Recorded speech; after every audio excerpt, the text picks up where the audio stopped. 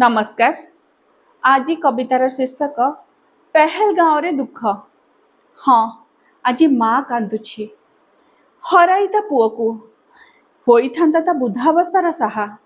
आज ताको मुखाग्नि दियाजिब। कांदंती भाई भौणी राह धरी निज भाई को हराई।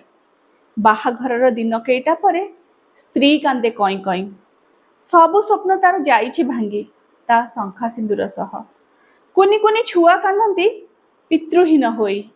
आकाशरे उड़ाइबाकू दिबानिसी तांको डेणा सजाड़ुथिबा बापा आजी स्वर्गागामी। पहलगाँवर कापुरुष से आतंकवादीଙ୍କ ପାଇଁ ଯେଉଁ ଅମଣିଷ ମାନେ पर्यटकଙ୍କ ଉପରକୁ ଗୁଳି ଚାଳନା କରିଥିଲେ ତାଙ୍କ ଧର୍ମ ପଚାରି ପଚାରି। आतंकवादीଙ୍କର କିଛି ଧର୍ମ ଅଛି? କେବେ ବି ସେ ହିନ୍ଦୁ ନୁହେଁ ସେ ଖ୍ରୀଷ୍ଟିଆନ, ସେ ମୁସଲମାନ ବି ନୁହେଁ। ହୋଇଥିଲେ କି मुसलमान भाई माने होइथांते शहीद पर्यटकों बंचाऊ बंचाऊ।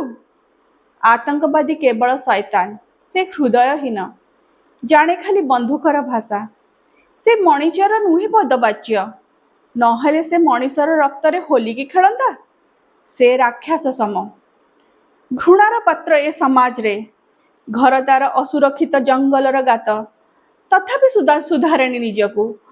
से अधर्मी को मिलु दंड, एमितिका दंड जेमिति उदाहरण साजिब। ए बर्बरता कहा मन को आसिले अजाणतरे कंपी उठिब ता देह भयरे।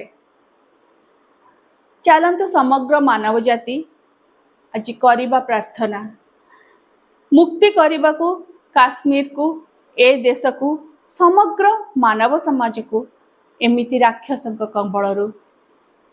जय हिंद।